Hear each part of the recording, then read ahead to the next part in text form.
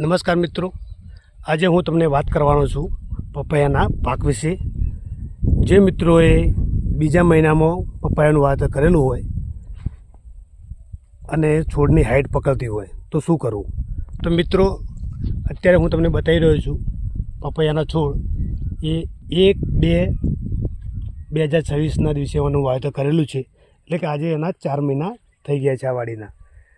તો ખેડૂત મિત્રો, જ્યારે છોડ 4 મહિનાના થતા હોય ત્યારે પપૈયાને 80 દિવસે ફૂલ આવતું હોય છે, પણ ઘણી વખતે આવી ગરમીના કારણે એ ફૂલ ખરી જતા હોય છે, જેના કારણે છોડ હાઇટ પકડી લેતા હોય છે.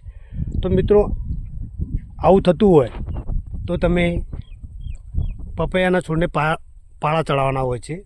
તમને આ વિડીયો હું બતાવી રહ્યો છું. તો પાળા ચડાવતી પહેલાં તમે દવાના ટુવા કરી દો. એ દવામાં તમે સ્ટેપ્લોસાયક્લિન અથવા કાસુકામાઇસિન, COC વત્તા થાયોફિનાઇલ મિથાઇલ આ 3 દવાઓ ભેગી કરીને તમે દરેક થડ ઉપર ટુવા કરો. એ ટુવા કર્યા પછી જો તમારે પાયાનું ખાતર આપવાનું બાકી હોય તો તમે 1000 છોડ વાયેલા હોય તો તમે SSP 50 કિલો, પોટાશ 30 કિલો, ટીકડી ગંધક 7 કિલો, માઇક્રોરાઇઝા 4 થી 5 કિલો, જાઇમ 6 થી 7 કિલો અને માઇક્રોન્યુટન કોઈ સારી કંપનીનું હોય તો તમે 6 થી 7 કિલો સુધી આપી શકો છો. આ જે ખાતર હું બોલ્યો એ બધાનો પાલો કરી અને તમે છોડની બંને બાજુ નાખી દેજો. એ પછી તમે પાળા ચડાવજો, જેથી કરીને આપણે પાયાનું ખાતર ચોમાસા પહેલાં નખાઈ જાય અને આપણા છોડને મળતું થઈ જાય.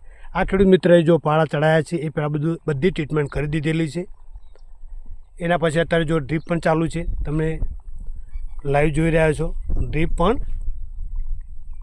કમ્પ્લીટ, એના ટપકા બપકા, એટલે કે આપણે ડ્રીપરમાંથી પાણી કેટલું પડે છે, દેશી ભાષામાં ટપકા કહીએ છીએ. પણ આ રીતે એકદમ ડ્રીપ ચેક કરી લેવી. કોઈ ડ્રીપર બંધ હોય એ જોઈ લેવું કે છોડને પાણી અત્યારે ગરમીમાં ખૂબ જ જોઈએ છે. તો આ રીતે ટ્રીટમેન્ટ કરશો તો તમને પપૈયાના પાકમાં સારો એવો ફાયદો થશે અને ભવિષ્યમાં આ છોડ ઉપર જે ઉત્પાદન આપણે ધાર્યું છે આપણને મળશે.